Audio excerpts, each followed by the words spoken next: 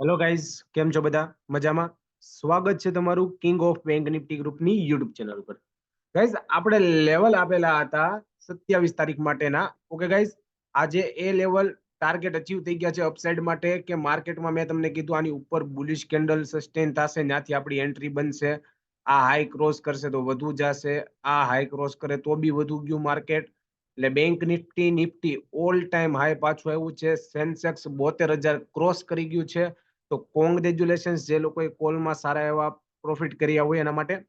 હવે આવતીકાલ એટલે કે નિફ્ટી બેંક નિફ્ટીની મંથલી એક્સપાયરી 28 તારીખ માટે શું લેવલ બની શકે કે હજી બેંક નિફ્ટી અને નિફ્ટી અપસાઇડ જઈ શકે કે 22,000 આવી શકે નિફ્ટી. તો પહેલા વહેલા તો આપણે ચેક કરીશું બેંક નિફ્ટી માટે કે બેંક નિફ્ટી છે એ ડબલ્યુ પેટર્ન બનાવીને અપસાઇડ ગયેલું છે અને સાથોસાથ એને ક્લોઝિંગ હાઈ ડે હાઈ ઉપર આપેલ છે. ઓકે ગાઈઝ, હવે કાલે જો બેંક નિફ્ટી 350 ની માથે ઓપન થાય છે, 48,350 ની માથે, અને સારું એવી બુલિશ કેન્ડલ અહીંયા સસ્ટેન થાય છે, રેડી, તો આપણે નીચેના એસએલ લગાડીને લોના અપસાઇડ માટે થોડાક 200-250 પોઈન્ટ નો પ્લાન કરી શકીએ અને ટ્રેલ એસએલ થી આપણે અપસાઇડ માટે જઈ શકીએ. તો સારું એવું gap up US market strong હોય. ઓકે, એટલે યુએસ માર્કેટ સ્ટ્રોંગ હોય અને સાથોસાથ સારું એવું ગેપ અપ ઓપન થાય અને થોડુંક આસપાસ ઓપન થાય અને બુલિશ કેન્ડલ સસ્ટેન થઈ જાય તો પછી અપસાઇડ નો પ્લાન આપણે કાલે કરી શકીએ એમ છીએ. ઓકે, અને ડાઉન સાઇડ નો પ્લાન તમે ત્યારે જ કરી શકો જે આના લો એટલે કે 48,200 નીચે માર્કેટ ટ્રેન્ડ થવા મળે તો થોડું સ્કેલ્પ તમે પ્લાન કરી શકો.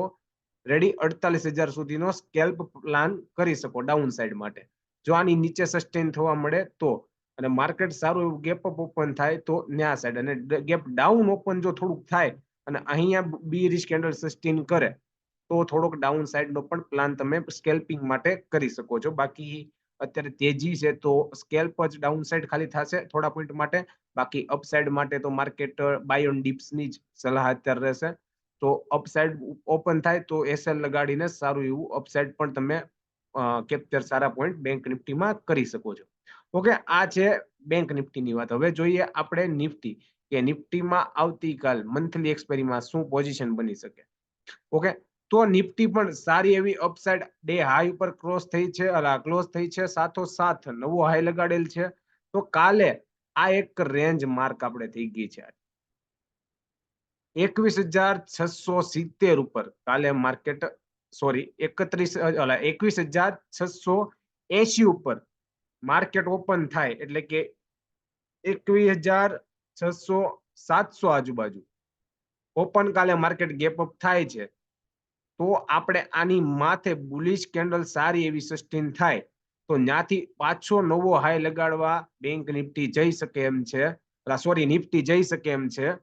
તો પહેલા વહેલા તો ધ્યાન રાખવાનું નિફ્ટી ગેપ અપ ઓપન થાય સારી એવી અને બુલિશ કેન્ડલ ત્યાં સસ્ટેન થાય, થોડુંક સવારમાં પ્રોફિટ બુકિંગ જે બીટીએસટી વાળા કરી શકે તો ડીપ પણ મળી શકે તમને, તો ડીપમાં પણ તમે બાય કરી શકો. સાથોસાથ અહીંયા બુલિશ કેન્ડલ જો સસ્ટેન 15 મિનિટ સુધીમાં થઈ ગઈ તો તમે અપસાઇડ માટે પણ પ્લાન કરી શકો છો. બાકી ડાઉન સાઈડમાં એનો લો ક્રોસ કરીને નીચે, ઓકે, આજે જે અપસાઇડ માર્કેટ આવ્યું છે ડે હાઈ ઉપર, નાનો લો ક્રોસ કરે નીચે અને અહીંયા બીરિશ કેન્ડલ સસ્ટેન થાય તો થોડો એવો ડાઉન સાઈડ તમે સ્કેલ્પ પ્લાન કરી શકો એમ છો 50-60 પોઈન્ટ માટે. ઓકે ગાઈઝ, જે આ ટ્રેડ લાઇન ની પાસે આવી શકે એવડા માટે પાછું અહીંયાથી રીબાઇંગ પાછું આવી શકે. તો શું તમે ડાઉન સાઈડમાં સ્કેલ્પ પ્લાન કરીને જ ચાલુ, કારણ કે બધું અત્યારે તેજીમાં હોવાથી ડાઉન સાઈડ કોઈ જો મિત્રો ટ્રેડ કરતા હોય તો સ્કેલ્પિંગ જ કરવું, એટલે કે થોડા પોઈન્ટ્સ માટે, બહુ વધુ પોઈન્ટ માટે હોલ્ડ નહીં.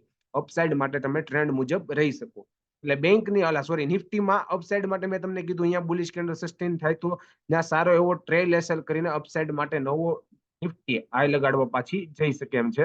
અને થોડું એવું જો ગેપ યા ફ્લેટ ઓપન થાય છે ત્યાં કઈ બીરિશ કેન્ડલ સસ્ટેન થાય તો થોડો ડાઉન સાઈડ નો તમે પ્લાન કરી શકો છો. અધરવાઇઝ મેં તમને ગેપ અપ નું કીધું એ પ્રમાણે ગેપ અપમાં રહેશે. ઓકે ગાઈઝ, તો આ છે આવતીકાલ એટલે કે મંથલી એક્સપાયરીમાં નિફ્ટી અને બેંક નિફ્ટીની રણનીતિ.